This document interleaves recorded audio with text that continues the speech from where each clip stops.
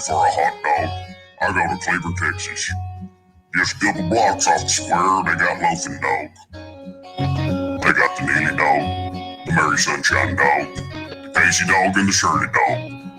Why, they even got the Pacer Dog, the Brooklyn Dog, and the Jim Dog. Can't forget the Shane Dog, or the Joy Dog, and the Monty Dog. I like that fool. Then the Kia Dog and the Braxton Dog round things off. Why, they even got a kids menu too. Loafing Dog, 208 East Chambers Street, Cleveland, Texas. Lunch, catering, or takeout. Can you hear me? Phone number is 817-556-1040. This is Wilford Brimley. And don't forget, Loafing Dog won't give you diabetes. Hey, there's something you forgot to do. It sure is hot. Are you sweating like a dog? Wait, what? Dogs don't sweat. Oh no, you forgot to get your window tinted. Whether it's the kitchen window that sits in the sun for the hottest part of the day, or you just got new wheels, call Sharp Window Tinting in Burleson. 817-615-9379, or look them up on the web, sharpwindowtint.com.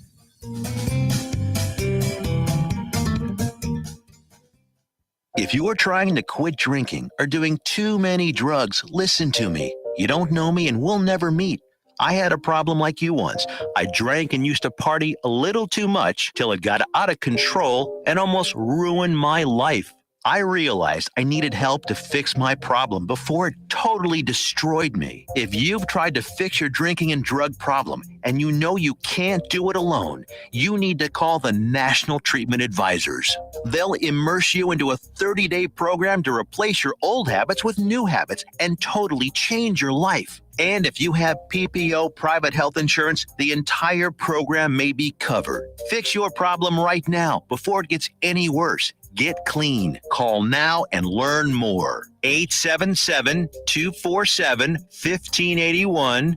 877-247-1581.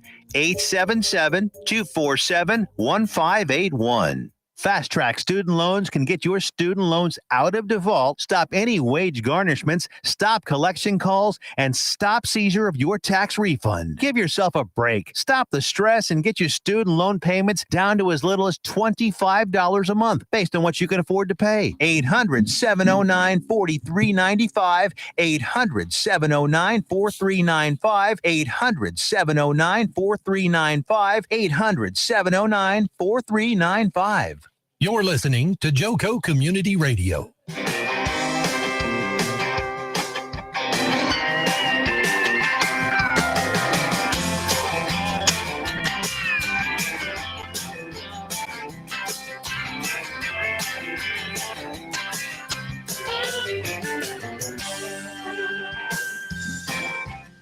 Well, good evening, and welcome to the Reach Across Johnson County segment on Joco Community Radio. I am one of your hosts. I am Sherry Phillips, Community Liaison, and my co-host is with me. I'm going to let her introduce herself.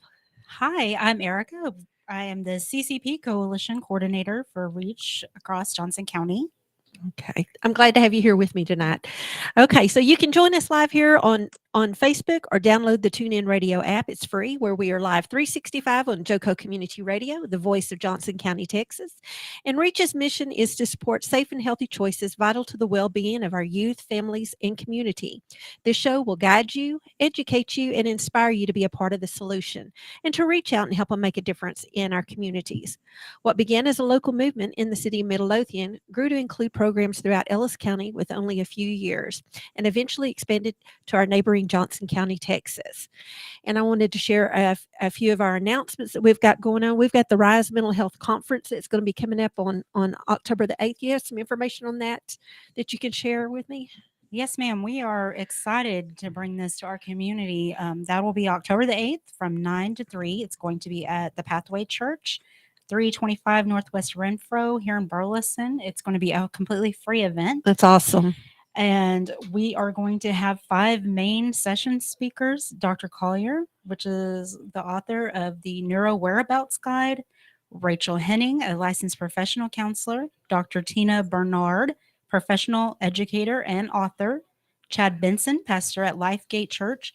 And Lisa Boltinghouse, the CEO of the Center for ASD We got some good keynote speakers. I know we've had Dr. Collier on the radio show with us several times, and so I look forward to being a part of that conference this year. I know that we have a special guest that's joined us, and I've got actually a little flyer on hers, but I'm going to let her bring that up here in just a little bit. But I also wanted to mention we've got the Alvarado National Night Out that's going on. Do you have information on that you're Yes, able to ma'am. share? That's going to be October the 4th, right there in the Alvarado Square. We're going to have some live music, games, free food, vendors. I believe we're going to have a face painter. Oh, this going to be fun. So a lot of different activities that are going to be going on that And night. we're also going to be doing a drug take back event, which we feel is very important to the community to get rid of some of those prescription drugs that you're not using to keep them out of the wrong hands. Absolutely. So when they come to the event, they can just bring their bag of their expired or unused medications and safely dispose of it in the box that'll be there that night. That's awesome. Well, our topic this evening is suicide prevention and awareness, and we want to welcome and introduce our guest, Kristi Wiley. She's the program director at the Jordan Elizabeth Harris Foundation, and welcome. We're so glad to have you. Can you hear us okay? Hi, thank you so much for having me. It's such a pleasure to be here with y'all today. Well, we are super excited to have you. I know this is a very serious topic, and unfortunately, we've had experienced some of this in our communities of late. So we're really glad to have you on here and to talk about that. I'm going to let Erica read your bio real quick to share a little bit of information about yourself. All right, our guest, Kristi Wiley, she's MFA, Okay, sure. is the program director for the Jordan Elizabeth Harris Foundation in Fort Worth, Texas. She is a QPR certified, which means question, persuade, and refer. We'll let her discuss that. She has trained more than 7,000 people to be gatekeepers and recognize the warning signs for suicide. She is also a Hope Squad master trainer, training under Dr. Greg Hudnall, founder of the Hope Squad. In Tarrant County, she currently provides program and implementation support for 108 Hope Squad campuses. Oh, wow. Across 13 districts. Kristi graduated from the University of Alabama with an MFA in theater management. After graduating from UA, she co-founded and was the managing director of Duke City Repertory Theater in Albuquerque, New Mexico. Before receiving her graduate degree, she was a teacher at the Texans Can Academy, which is a school for at-risk youth. And she's lived and worked in NYC and even enjoyed a stint studying with the Royal Shakespeare Company in Stratford-upon-Avon, UK. Oh, wow. And when she isn't working, she enjoys going to theater, reading, and Taco Tuesdays. Her coolest title, she says, is mommy to her beautiful daughter, Layla Jan. Oh, that's so nice. Well, again, welcome. We're so happy to have you with us this evening. Yeah, And, my little girl. yeah. How old is she? Yeah, my little girl who's not so little anymore. Oh, She really? just started middle school a few weeks ago. What? Wow.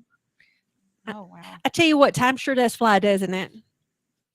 Well, let's talk. It does. It goes by so fast. Let's talk a little bit about the Jordan Elizabeth Harris Foundation. Can you share a little information about it? Absolutely. So first off, before we get started, I always like to make sure that everybody who's listening or who may be watching this back, that I know that talking about suicide is not easy. So if you're listening today, you may have lost someone to suicide, or you may know someone who's currently struggling, or you could be struggling right now. So be kind and gentle with yourself. And if you or someone you know is having thoughts of suicide, please reach out to the Suicide Prevention Lifeline that is now easily dialed by just dialing 988. So I want to talk a little bit about that more if we have the time, but please use that resource if you find yourself in crisis now. But a little bit about the Jordan Elizabeth Harris Foundation. I'm the program director. It was started in 2014 and named after Jordan Elizabeth Harris. And Jordan was one of those young women you never would have thought was struggling with her mental health. She was the valedictorian at Richland High School, which is in Birdville ISD, National Merit Scholar, student athlete, really beloved by her peers and her community. She got a scholarship to the University of Michigan. And it was when she was in her senior year in college, she started to struggle with her mental health, was diagnosed with severe depression, and then it was only 4 months later that Jordan ended her life by suicide. So her mom and dad, Tom and Ellen Harris, decided to start the foundation to prevent suicide, eliminate stigma, and provide hope to people struggling with depression. And we really envision a world, without suicide and depression, and really work to that end by doing some programs for suicide prevention, not just in Tarrant County, but the surrounding rural counties as well. So in my bio, it talks a lot about Tarrant County, but we are so excited to serve Johnson County as well, and are starting to get some more traction in your community with some of our Yes. trainings. I know. I knew that y'all just had one last night, and I was talking to someone, and they told me that you were doing one on October the 25th. Do you want to share a little bit about that? Yeah, I do. Yeah, so there was such a great response to our training last night. We decided to do another one on October 25th.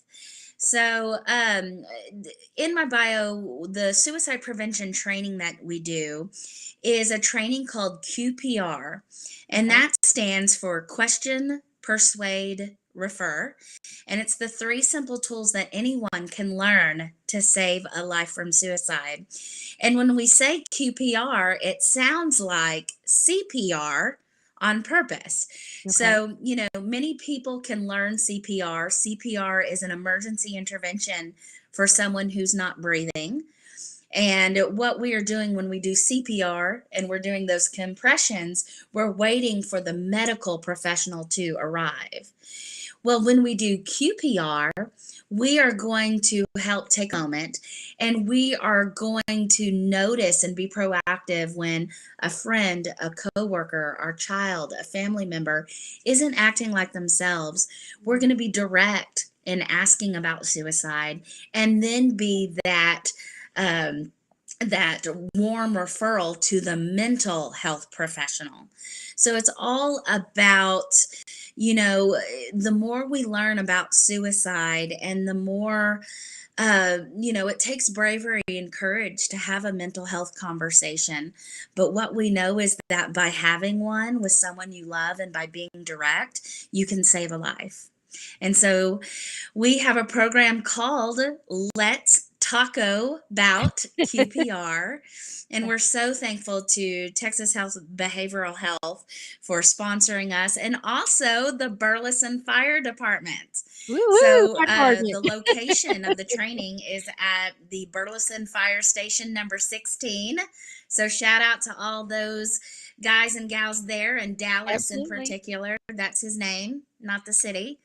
But it was so well received last night. And we have tacos, and we really, because it's such a hard subject to talk about, we want to have this taco dinner together, and really like we're sitting at the dinner table, and let's talk about this hard subject and how we can help someone who may be suffering. That's awesome. And the training is actually free. Is that correct? Yeah. Yeah, absolutely free. And I think that y'all have the flyer. If you don't, I will send that to you, and you can put it on the website, or Okay. I can actually probably send the link to register as well. Oh, But that it's would be completely amazing. free. This is something you can put on your resume. And I really encourage parents to attend with their children too, because, whether we like it or not, our kids are hearing about it, talking about it, and our kids are struggling. So we want to make sure that we're having this conversation together, not only so we can recognize if our child is struggling, child can help someone or refer someone if they hear or see something at school. So besides parents and their kids, who else do you recommend participate? Well, we think everybody should get QPR trained. And that's because, whenever anybody who knows CPR, you may be called to use CPR at a restaurant, at the park, wherever. You don't know where you might be that you need to use CPR to help save a life. The same is true for QPR.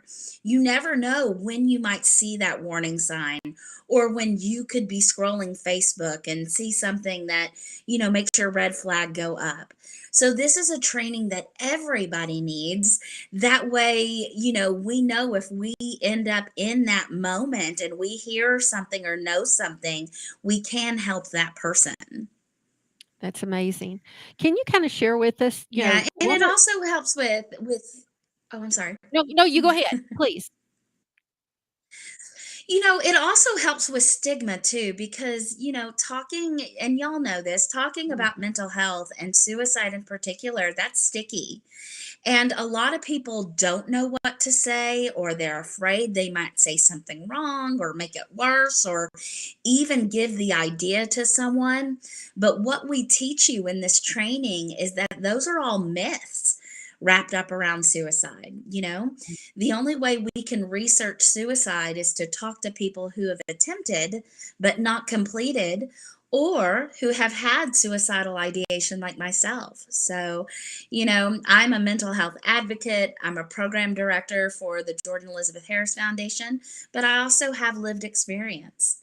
you know so it's in this wealth of information on how to help someone who may be struggling. It's just, we could be that person in that hot moment that says, hey, I care about you, you are not alone, and let's go get some help and we'll do it together. Oh, that's awesome. And when we do talk about mental health a lot, there is a stigma around it. And again, that's something that we're working really hard to reduce the stigma around it, because everybody, has to deal with mental health in various ways. It's, just dealing with the everyday stress sometimes, having some anxiety or a little Yes. depression. So there's a lot of things. I know I was sharing with some of my coworkers that, I've been reading a lot regarding mental health and suicide in particular, because, it being Suicide Awareness Month. But sometimes it's just, Yeah. sometimes, like you said, just that having a nice comment, or saying, I look forward to seeing you tomorrow, or something like that, that sometimes can make a difference in somebody's decision on taking their life. And I guess I wanted to ask too, what is the proper language or to use around, suicide? Sure. Thank you for answering that. And this is one of the things that we address right at the top of the hour, whenever we do this QPR suicide prevention training. Language is so important, and words are important. And so, what you'll notice that we don't say, and also, what the media and those of you who do podcasts and are doing this kind of outreach, to the community, it's important that we use the language to minimize. One of the things that you won't hear us in suicide prevention say is that someone committed suicide. Now, that's what we've heard our whole life, is that Right. someone committed suicide. But what does committed sound like? And, when we're talking back and forth with people in the training, committed, it sounds like you've done something wrong, or Right. you've committed a crime. And one of the things about reducing the stigma around mental health and suicide in particular is that as long as we continue to criminalize mental health, we will continue not to be able to move the needle. And that's why I am so proud of Burleson Fire Department for hosting us. And we even did this for Fort Worth Fire. There are police departments that are doing this training.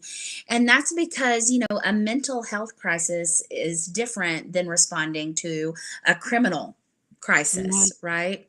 So when we can learn kind of what's going on and how to help someone who's having a mental health crisis, we can help take that, again, hot moment to a cool moment and get them connected to the help they want instead of the stress of sirens blazing, coming if there happens to be a mental health crisis. So the training is so important. And also, learning the myths and facts that surround suicide and some of the statistics as far as where we're standing with suicide, not only nationally, but here locally as well.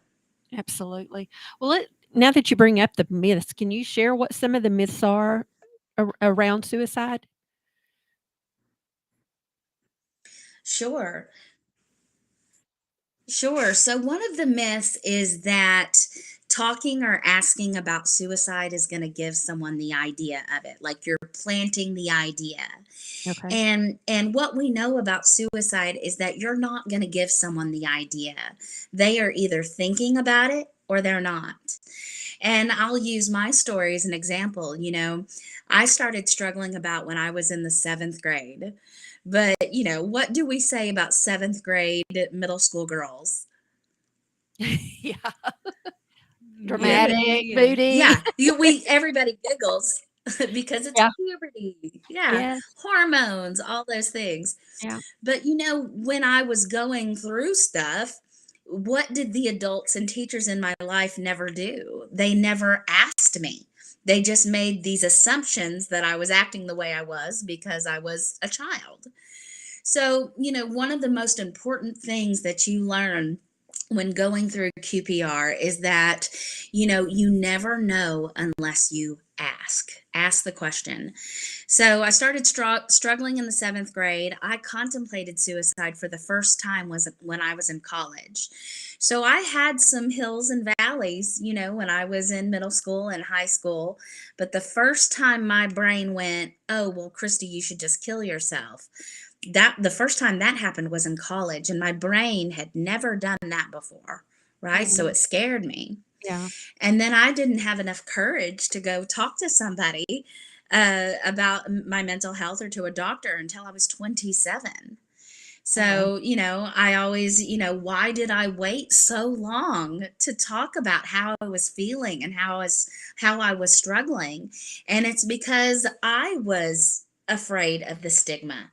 And that, I laugh now that, well, Kristi, you just need to get up and choose happy, or you need to, put on your big girl panties or whatever Yeah. it is. Sometimes those of us who struggle with a mental health issue, it's just a brain thing.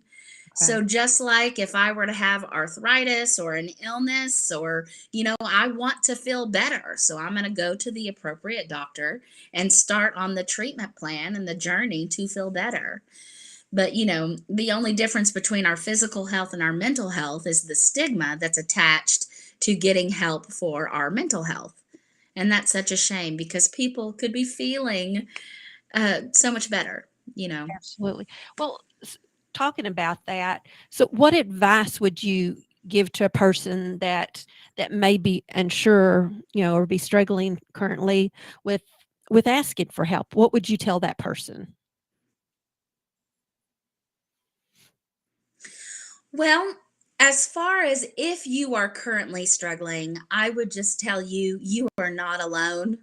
And a lot of people are going through this right now. And, it's not a thing, but a thing. And we just need to start on that journey for treatment. But know that you are not alone and you are not broken. And you have people that care about you and love you that want to help. What I would say to people who might be worried about someone, I would say to them, really keep them, excuse me, I'm going to cough. It's okay. Excuse me. Really make sure we're loving them and we're supporting them and we're continuing to let them know, hey, I'm here for you if you want to talk. But here's what we know, ladies, about people who are depressed, who are even thinking about suicide, is that when we are down, and I'm saying we because I'm so sorry. Let me get some water. It's these allergies. Right? Oh my gosh, it's the worst. I know. I was dealing Yeah. with it a little earlier myself. Yeah. So, okay, so you're worried that someone is struggling with their mental health. Thinking before has always had us tell people, well, if you're ever struggling, let me know. I'm here, call me, I'll put on a pot of coffee. But what we know is that people who are depressed, people who are feeling that anxiety, or who are feeling suicidal, we're not going to reach out and say, hey, friend, put on that pot of coffee. I'm coming over. So, the whole idea and why suicide prevention is so important is that we are going to be that proactive person to reach out and say, I see that you're struggling. I notice that you're acting this way, or this is maybe going on in your, home life, your school life, your work life, your church life. I see you and I care about you. Are you thinking about suicide? So, really learning how to be direct. And because I know that sounds scary, for people who are just kind of first entering this space, that's why when we do this QPR training, or that let's talk about QPR, is we're going through and we're really getting practice and getting some practical ideas on what should we say, what can I say and do. I mean, so would you not recommend just asking them if they were thinking about hurting themselves, or? Sure. Well, I think that entering a conversation, hey, are you thinking about hurting yourself? I think that's a great way to start the conversation. But what we know about some people who are thinking about suicide is hurting yourself, killing yourself. Okay. And while it may be hard to understand, if you were to ask me, hey, Kristi, are you thinking about hurting yourself? I might have said no. And that's because I'm not hurting myself. I'm actually going to stop hurting because I've made the decision to end my life. And Oh, again, that's not the way the brain should be connecting and firing. So, it can get confusing. That's why being direct about it, is so important. Even when, as adults, we're looking through our Facebook feed, have we ever seen somebody that we went to high school with, or maybe a cousin or someone that we used to work with years ago? Have we ever seen something on Facebook like, I'm so tired. I don't know how much longer I can do this. Why do people put stuff on social media? Is it because they don't want anybody to see it? No, that is a warning sign. That's a poke. Is anybody listening? okay. Does anybody care? So it's kind of a cry for help in itself then. I'm really glad we're having this conversation because I mean, Yeah, and what we I've know, always yeah, I've been afraid to ask, someone, are you contemplating, suicide? I mean, that's just really scary when you think about it, but I mean, you put it in really good perspective on how they could be thinking and everything. So not just harming themselves, but Misinterpret what you said and kind of twist that around more, just knowing what they're thinking. And a lot of times I think we just even have a knee-jerk reaction. Is like, are you okay? I'm fine.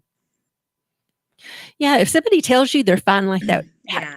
is there like a gentle way to, you know, I guess bring more out or reassure them that Yeah, yeah, and it's funny you mentioned that because there's a whole campaign. It's actually a campaign in the UK for suicide prevention, and it's called hashtag Ask Twice. oh, Because what we know, whether it's a teenager or whether someone we work with, hey, how are you doing this morning? How are you doing? The first thing that we all say is, oh, I'm good, I'm fine, yes, right? But if we know, let's say it's a coworker, if you saw them spill their coffee outside and then they slammed their lean cuisine into the staff refrigerator, and y'all used to eat lunch with each other every day, but y'all haven't been eating lunch together, and that your coworker is going through a divorce, and you saw what they posted last night on Facebook. Whenever we can I tell come you to what, Christy, someone. and Let's let hold them know, let's hold hey, that I thought for one see second. this. We can. Can you hear me? There, it's going to our commercial break. So Yeah. we'll pick this up right when we come back. Yeah. Thank you. Okay, perfect.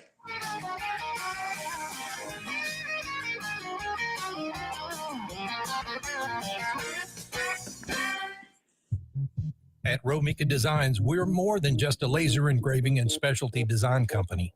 Much more. I'm Ron Phillips, co-owner of Romika Designs, and if you can dream it, we can probably make it. We can custom laser cut and engrave on nearly all material. Great for one-of-a-kind gifts, home decor, business and specialty items, or personalized and logoed designs created just for you or your company. Allow us to become your go-to gift and specialty project partner. Romika Designs can help make your ideas a reality. We're ready to help you design and create that special gift for any occasion or engrave your personal or business logo on just about any product. View our designs at romikadesigns.com or simply email us with your ideas. We specialize in custom design and would be honored to have the opportunity to discuss it with you. Call us at 817-400-4040, email info@romikadesigns.com, or visit us on the web at romikadesigns.com. Out of deck carpet giving you the blues? Tired of your old dingy and broken tile? Let my friends at the Floor Store in Cleveland, Texas give your home the makeover it deserves. This is Old Taco Joe coming to you for the Floor Store. Whether it's carpet, tile, wood flooring, or real wood laminate, the Floor Store can cover all of your flooring needs. Located at 405 West Henderson Street in Cleveland, Texas, owner Brent Harris can help. Shower tile, tub surrounds, even backsplashes. Give them a call today at 817-641-9444. The Floor Store, they've got you covered. When you're hungry for tender brisket or some delicious homemade cobbler, then look no further than Leach Brothers Barbecue, located at 1106 East Henderson, Cleveland, Texas. Leach Brothers has been family owned and operated since 1950. Take it from me, Taco Joe Orwinski. Todd and his family have been filling my belly breakfast, lunch, and dinner for a long time. Heck, I even have my own booth, open Monday through Saturday, 6 a.m. to 7 p.m. Come see them for dine-in, carry-out, and all your catering needs. You're listening to Joco Community Radio.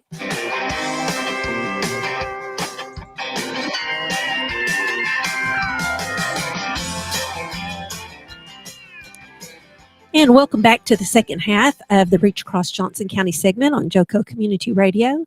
Joco Community Radio is proud to be the voice of Johnson County, Texas, and is live 365 on the TuneIn Radio Network. To listen or watch, simply go to tuneinjoco.com to choose where and how.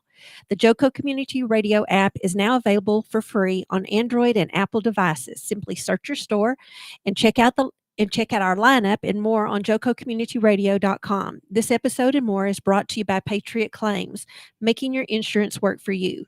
Reach out to your Texas sales rep, Nona Reed, at 844.tex.hail. That's 844-839-4245. And if you happen to just be joining us, we have a special guest today, Kristi Wiley. She is with the Jordan Elizabeth Harris Foundation, and we are actually talking about suicide prevention and awareness. And when we were going to commercial break, you were talking to us about the Ask Twice campaign. So I want to pick up kind of where we left off on it.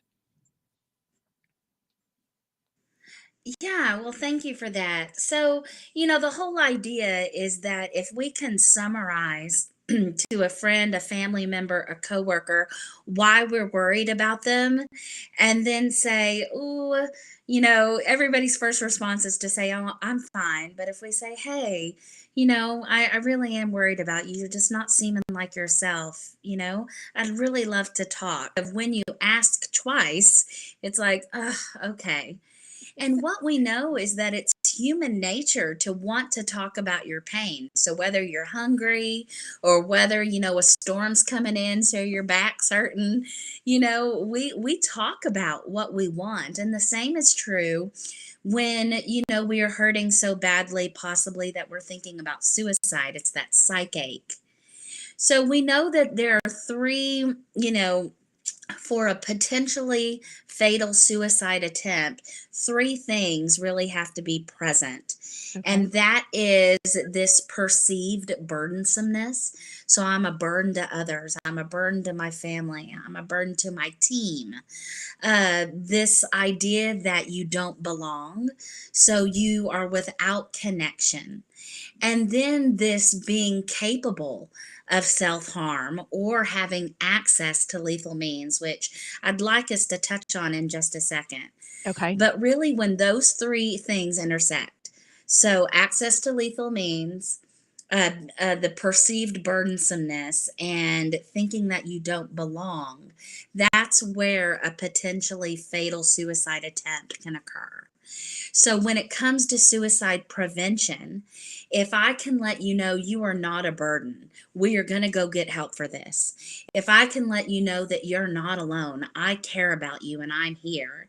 And if we can reduce your access to lethal means when you're in that hot moment, we will and can save a life. That's awesome.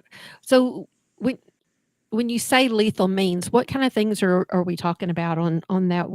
What are some things that we need to be concerned about there?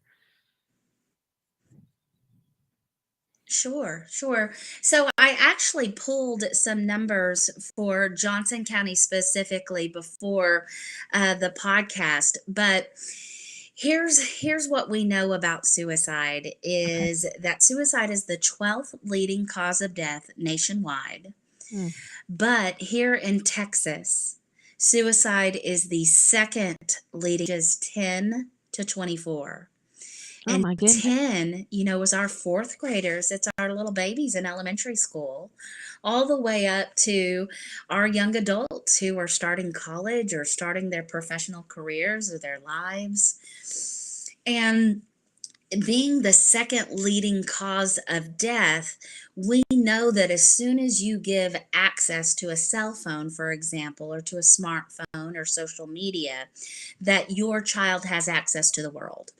Okay. So we know that suicide rates have increased 60%. Youth suicide rates have increased 60% since 2007. And that was the invention of the first smartphone. Mm. But when it comes to lethal means, what we know is men are more likely to complete suicide. So men are 4 times more likely to complete suicide, but women are 2 times more likely to attempt. And the difference between men and women comes down to men are using more lethal means, which means firearms. Okay. So this is, when we have a firearm conversation, that's kind of tricky too, because it's not meant to be political. It's just meant that if you are in that hot moment, your husband has just asked for a divorce, the pandemic, your child is sick, someone you know is sick. If you get into that hot moment and you have access to something as deadly as a firearm, that hot moment can become tragic. Right. And for youth, we know that their prefrontal cortexes aren't all the way developed, and the amygdala that's in charge of making wise and rational decisions, it's not developed. So while we look at our kiddos and they look grown up and like they're thinking straight, they're not really. So you can imagine what it's called as an acute suicidal crisis, and sometimes it can last 10 minutes. Mm. So you can imagine a youth is at home alone. They get a text, girlfriend broke up with even, they've been embarrassed by something at school. They have that thought, I'm going to kill myself. If they have access to a firearm, it becomes more tragic. Okay. That can become a deadly attempt. In Johnson County, this year so far, 77% of suicide deaths are by firearm. Hmm.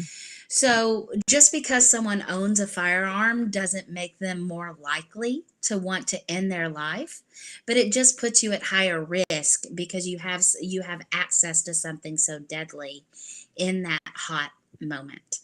So what we want to do, if we do have a family member, a child, a cousin, someone that is struggling in our home, we just want to think about how can we keep them safe? Okay. And it's not just firearms. Let's talk about prescription drugs or over-the-counter drugs. Okay. There was a month last year at Cook's. We lost 4 middle schoolers in 1 month. Oh my word. And three of those middle schoolers died by self-poisoning, but it was ibuprofen, Tylenol, and Benadryl.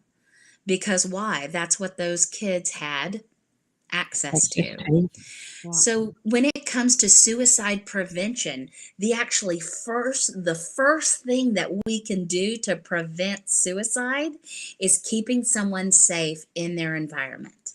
Okay. So locking up your medications and keeping an eye on things like that. Yeah, and it's as simple as just, maybe a lockbox or, even if it's a firearm. And I like to tell everybody, my dad was actually on the SWAT team. He was a sniper on the SWAT team for Fort Worth. I've got 3 older brothers. One was a Marine, and I'm the youngest. I'm the only girl. There was no crying in baseball at my house. But I say that because I've been around guns, grew up and born and raised, so, I've been around guns my whole life. But things that would happen at my house is, maybe keeping the ammunition separate from the firearm, removing the bolt. The whole idea is just putting time between the suicidal thought and the actual attempt. And if we have that time to cool down and for our rational brain to start catching up, that's when we, can prevent a potentially fatal suicide attempt. Can you tell us a little bit more about the P and the R in the QPR? Sure. So what we want to do is we want to ask the question. So once we've asked the question, once they've said yes, we need to then persuade them to stay alive. Well, how do I, little old me, how can I persuade someone to stay alive? And that's by letting them know there's help available. So, suicide is sometimes this perceived solution to this perceived unsolvable problem. And if given the chance to talk, what we know is that most people will talk themselves out of it. But here is the key to persuading someone to stay alive by persuading them that there's help available. Okay. The key is listening. Listening is the power tool to save a life. And that's because so often people just need to talk. They are stressed and they are in pain. And what we know about humans is that when we can talk about being in pain, we feel better. All right. So we're letting people know you are important. Or, what if the person does make a joke or they're trying to act like they're okay, but your intuition is telling you that they're not? We're going to say, hey, I know that sometimes we make, dark jokes, but I love you and this is serious. I'm worried about you. Okay. I had a friend once before I started doing this work. We've been best friends for years and years and years. And we both have struggled with mental health. But, we've been friends forever. We were having a little play date and letting our girls play. And she said, well, sometimes, Kristi, I think about running a red light and having a semi truck blow through me. Oh, goodness. And I was like, oh, well, before I started doing this work, I just kind of ignored it and pretended that she didn't say it right because that's scary. Or, she's just making a really dark joke. But what I realized later is that she not only thought about how, but she thought about when. So if I could go back to that moment, I would have said, hey, I really love you. And I know sometimes we make jokes, but, that's serious. When is the last time you thought about that? Or, have you talked to your husband about it? So, when we are persuading someone to stay alive and letting them know help is available, they're not alone, that is the key. So listening to them and then saying, will you go with me to get help? Do you trust me to find some help? Let's go together. And then you refer. You refer to the right resource. Again, realizing that we're not the mental health professional. If they're thinking about suicide, we're not going to be able to fix it, make it better, make it go away. But we can say, I care about you. This is tough. Let's figure out the next steps to get you feeling better. And by doing that, that's where we save a life. And what about in an emergency type situation where you feel like they are a threat to themselves at the moment? Sure. So if you have asked them about suicide and they've said, yes, I'm thinking about suicide. And in the course of that conversation, you have learned, you have said, well, have you thought about how? And they have an answer. And then you say, have you thought about when? And they know when they would do it. That is an emergency situation. And, it is always best you stay with that person until help is available. And what we know is that not all people, they may refuse help, but we care about them and we need to get them to safety. So what I like to tell people though is, once you learn QPR, just like when you learn CPR, it's not that you're using it every single day, right? I think that people will use QPR more, but out of 100 people, 97 aren't thinking about suicide. It hasn't even entered their brain. They're just stressed, to the breaking point and need to talk and need a friend and someone to listen and someone to go have coffee with, Right. that connection. And then 2 may need that referral to a counselor. And then 1 is really that emergency 911 situation. But don't be afraid. If you need to call 911 because someone is in immediate danger to themselves, do it. Do it. Okay. And I mean, do you think that people kind of talk about it beforehand, or is this something that often comes out of nowhere?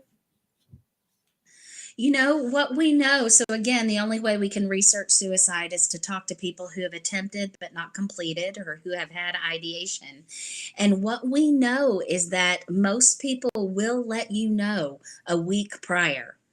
So, that Facebook post, that behavior, giving away, or, irritability, isolation, feeling hopeless, increased substance abuse, drinking more. What we know is that 7 out of 10 kids will tell a friend that they're thinking about suicide, but the friend won't tell an adult. So that's why at the foundation, we help implement a program called Hope Squad in our schools. And we are actually now in 113 schools across our area, including Cleburne ISD and also Godly ISD. So we're so excited to have Hope Squads there. But we know that kids talk to other kids sometimes before they talk to an adult. So if we can let and teach and empower kids to know what to say and do, which is to get their friend connected to a trusted adult. That's where we change the culture on a campus. Like we're implementing in a local school at a high school, and their straw that broke the camel's back for bringing Hope Squad to their campus was they had a young man who drank bleach. And he texted 3 of his friends that he was going to drink the bleach, drank the bleach, and now was feeling bad. And he texted 3 of his friends. Not one of them told anybody that, hey, my friend just told me they were drinking bleach. And the only reason anyone found out is because one of the mamas who does monitor her son's text messages saw it. Wow. So I'm happy to report that he is safe and in treatment, and he's doing better now. But that just goes to show, because there is that fear, people are not doing it, and kids especially. So there's a lot of pushback about talking to kids about suicide. But y'all, they're already talking about it. If they have a cell phone, they have watched 13 Reasons Why or any of Euphoria or any of these TV shows that have happened. And as a mommy to a sixth grader, I can lock my daughter's phone down all day long, but I cannot control whose phone isn't locked down at school. Right. That's true. So it's so into our youth that we cannot keep a deadly secret. And that if they have told you, it's because they do want help. Because sometimes, kids will say, well, I don't want anybody to know. So I'll ask, our teenagers, I'll say, okay, your friend told you that they wanted to end their life or drink bleach, but told you that they didn't want anybody to know. Well, why do you think they told you if they didn't want anyone to know? And this light bulb kind of goes off in their head and they're like, oh, well, they did want someone to know. And I Yeah. was like, exactly, because they are wanting help. And those are those warning signs. And we do see those most of the time a week prior to when somebody is thinking about attempting suicide. So those warning signs, especially in our youth, it would be saying that they wanted to kill themselves or something like that. Yeah.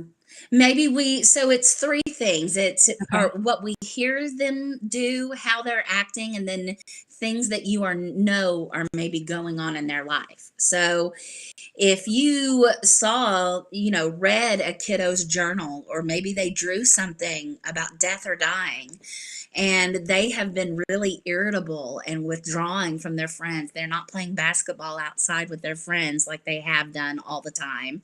And maybe they broke up with a girlfriend, or maybe they didn't get first chair in band. Something is going on. So those are the warning signs, and the more signs we observe, the higher the risk. So we want to take all signs seriously. And only one of two things can happen when you have a conversation with your teen about suicide. Is you're going to say, are you thinking about suicide, or have you been thinking about death or dying lately? They're either going to say yes or no. And yes means it's going to give you a chance to open and get your child help, or they're going to say no, and it still gives you a chance to have a connection with your teen and be like, hey, I'm always here for you. Well, and I like that the thing about asking twice. So they may tell you no, but you need to ask again. Yeah, and I'll tell, mommies, especially parents of teenage boys, they'll come up to me after a QPR and say, I can't even get him to open his room or open his door. And I said, you know what, mommy? I said, so every day when he throws his stuff down and goes up to his room and slams the door, knock on his door and say, hey, honey pie, or whatever you've called him since he was, 2, and say, mommy loves you. I'm here if you ever want to talk. Do that for 2 weeks. And then one day, test it out. Don't do it. And who's going to be the first one that comes out of that room and says, Mom, you didn't ask me how I was today? Oh, yeah. That's wild. So again, we think that it's so hard because they're just so ornery sometimes, right? We think that they're not paying attention, but they are. They are. Yeah. Well, what about those adults that, say like, oh, it's a phase, or maybe they're just looking for attention, or even the friend thinks maybe they're just looking for attention? Well, give it to them. If they're wanting attention, something is going on, and a lot of times, when we perceive, someone's depressed or anxious or suicidal, that they're going to isolate and go in. And that's true. But also, someone may act out risky behavior, promiscuous behavior, just spinning out and not acting like themselves at all. So what we know about humans, when something is wrong, you're either going to go in or you're going to act out. So if this person is acting out and you're like, oh, it's just attention, we'll give it to them, because we never know unless we ask, right? And if I were to substitute attention-seeking behavior with connection-seeking behavior, how does that change the conversation or my perception? Awesome.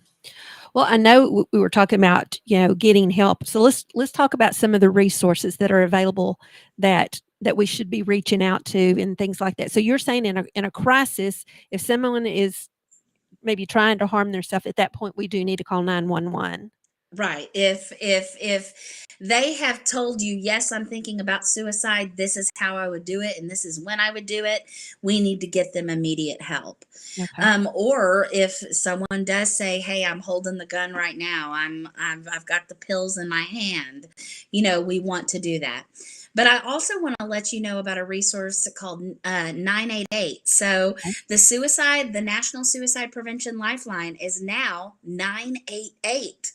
Okay. So if you are in a mental health crisis, you can dial 988 instead of 911, and the right mental health resource will come to you. And it may need to be first responders like police or fire or someone of that nature. But 988 is an easy to remember number now for a mental health crisis, which is so wonderful. That is great. But also, Texas Health Behavioral Health is an amazing resource here locally. MHMR, so if you're listening outside of Johnson County, they do have a mobile crisis unit, so that can respond immediately within the hour. Also, I want to tell y'all about a resource called the Crisis Text Line, and that's 741-741. All you do is text 741-741, and a trained crisis volunteer will come on and you can text. So we know that teens like to text, but even adults now, you don't know who's around and you maybe want it to keep it confidential. But this text line is amazing. And we ask all of our Hope Squad schools and organizations or even businesses that we do QPR for, we say, put the crisis text line on the back of a bathroom stall, because if you're not at home, where do you go when you're upset? You go to the bathroom with your phone. So the crisis text line is a great resource.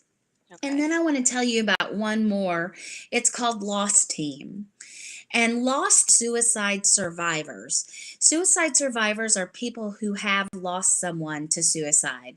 A suicide survivor is not someone who has attempted but not completed. So Lost Team is a group of suicide survivors who have all lost someone to suicide, and they can provide grief counseling and support groups and resources to people who have lost someone to suicide. And that's so important because we actually know if you've lost someone to suicide, you're actually 9 times more likely to die by suicide yourself. So please take advantage of the Lost Team and that resource, because they can help anyone who may have gone through this tragedy and know that you are not alone there as well. But I gave you our website, and our website has a resources tab that has all these resources and more.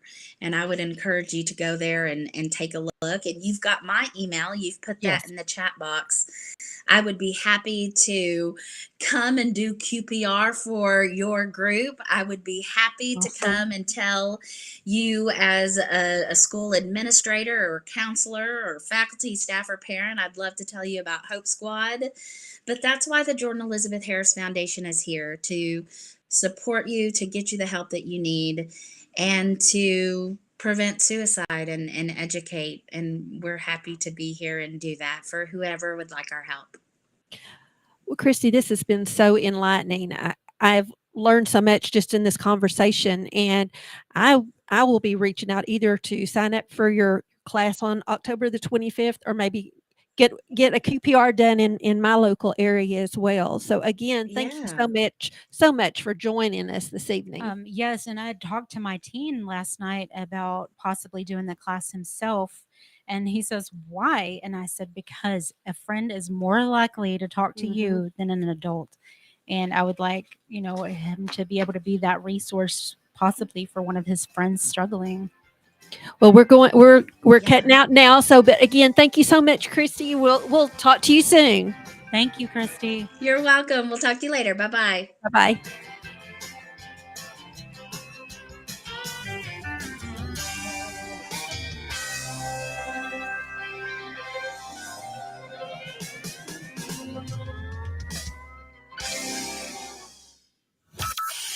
From Burleson to Venus and Grandview to Godley, this is the voice of Johnson County, JOCO Community Radio.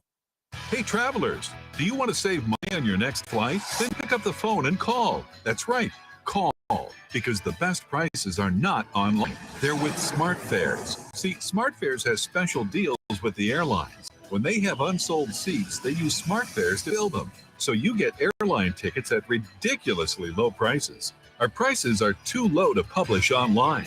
With the extra money you'll save, you can book another trip or treat yourself to dinner or shopping.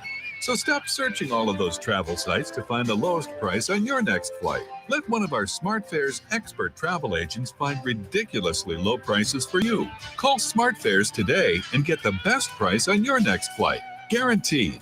Also, save up to 50% off business and first class tickets. 855-325-1820. 855-325-1820. That's 855-325-1820.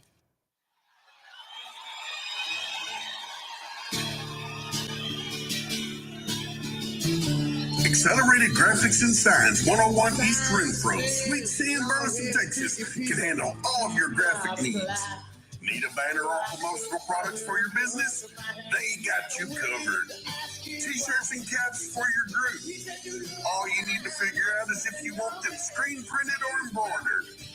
How about some slick graphics on that hot ride to make you stand out from the